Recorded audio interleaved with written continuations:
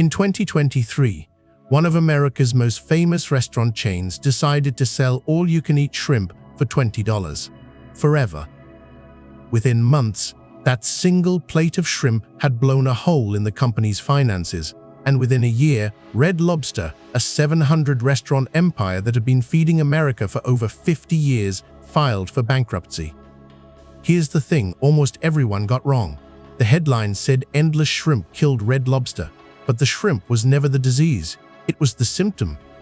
The real story is about a company that was quietly being hollowed out from the inside by the very people who owned it. Let's get into it. To understand how Red Lobster fell, you have to understand how big it once was. Founded in 1968, it grew into the largest seafood restaurant chain in the world. For millions of Americans, it was where you went for a birthday, an anniversary, a Friday night treat, Cheddar Bay biscuits, a bib, a lobster you picked from a tank. At its peak, it had more than 700 locations. But in 2014, the trouble began. Not in the kitchen, on a spreadsheet. That year, a private equity firm called Golden Gate Capital bought Red Lobster for $2.1 billion. And almost immediately, they did something that looked clever on paper and turned out to be devastating. They sold the real estate. Red Lobster owned the land under hundreds of its restaurants.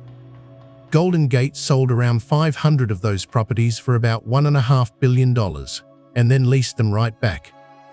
In one move, they recouped most of the purchase price.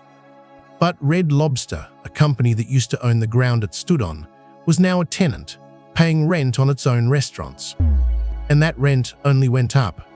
By 2023, Red Lobster was paying roughly $200 million a year in rent. About 10% of all its revenue, gone, before a single biscuit was served.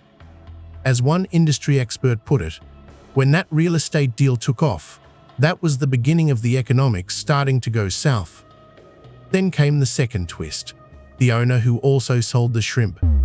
In 2016, a Thai seafood giant called Thai Union took a 25% stake in Red Lobster for $575 million. By 2020, it led the group that bought the company outright.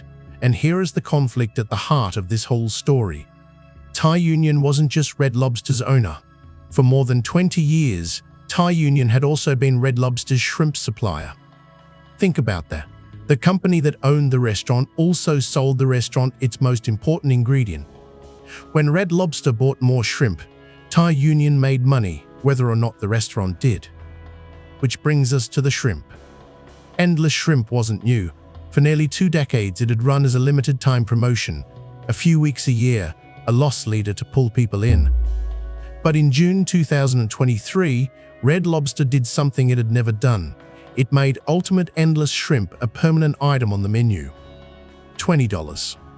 All you can eat, every single day. The decision was pushed through by the former chief executive, a Thai Union ally, in May 2023, reportedly over the objections of Red Lobster's own management. And it backfired almost instantly. The price, $20, was set below what the refills actually cost the company.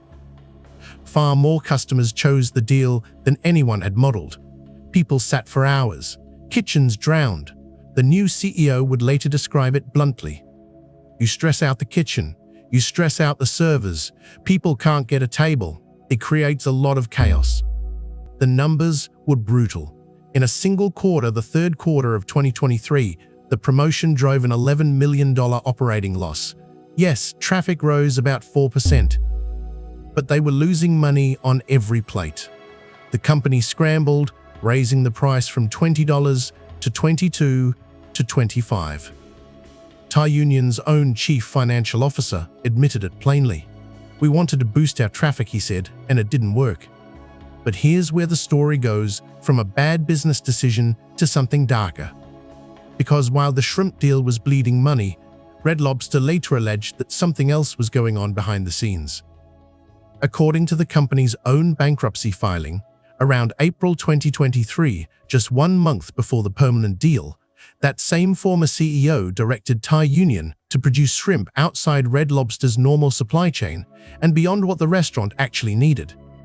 Then, under what the filing calls a quality review, 2 of Red Lobster's other breaded shrimp suppliers were cut, leaving Thai Union with an exclusive deal that raised Red Lobster's costs. In other words, the filing argues that the owner steered the company to buy more shrimp from itself at higher prices. Red Lobster claimed this kind of undue influence helped cause a $76 million drop in sales. For its part, Thai Union called the mismanagement accusations meritless and said Red Lobster actually owed it money. It became a bitter, two-sided fight. But by then, the damage was done. In January 2024, Thai Union announced it was walking away, taking a write-down of around $530 million, wiping out almost everything it had invested. And Red Lobster was out of time. In early 2024, it abruptly shuttered nearly 100 restaurants, auctioning off the equipment inside. Then, in May 2024, Red Lobster filed for Chapter 11 bankruptcy. The filing laid the damage bare. Over $1 billion in debt, less than $30 million in cash, unpaid taxes, unpaid wages.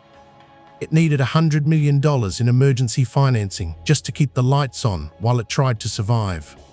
It moved to walk away from more than 100 leases, those same leases created a decade earlier. In September 2024, Red Lobster came out the other side. A group led by Fortress Investment Group took over, injected fresh money, and installed a new chief executive, 35-year-old Damola Adamalekun, the former boss of P.F. Chang's. His verdict on the endless shrimp deal was simple. It was, he said, the final nail in the coffin. Would he ever bring it back? No, he joked, because I know how to do math. And yet, here's the final, almost unbelievable twist. In 2026, 2 years after the CEO swore it would never return, Red Lobster brought endless shrimp back. This time, they say, restructured to actually make money. So what really killed Red Lobster? It's tempting to blame the shrimp, and the shrimp absolutely hurt. But step back, and a cleaner story appears. A beloved company was bought by a private equity firm that sold the ground beneath it and turned it into a renter. Then it was owned by its own supplier, who, the company alleged, had every incentive to sell it more shrimp, whether the restaurants thrived or not. The endless shrimp wasn't the cause. It was the moment the rot finally became visible. There's a lesson in that for any business. When the people who own a company can win even as the company loses, the company is already in danger. Red Lobster didn't get eaten by its customers. It got eaten by its own balance sheet. If you found this interesting, there's a whole graveyard of stories like it. Fortunes built and fortunes buried, right here on this channel. Subscribe, and I'll see you in the next one. And tell me in the comments, what actually killed Red Lobster, the endless shrimp, or the owners who profited either way? I genuinely want to know what you think.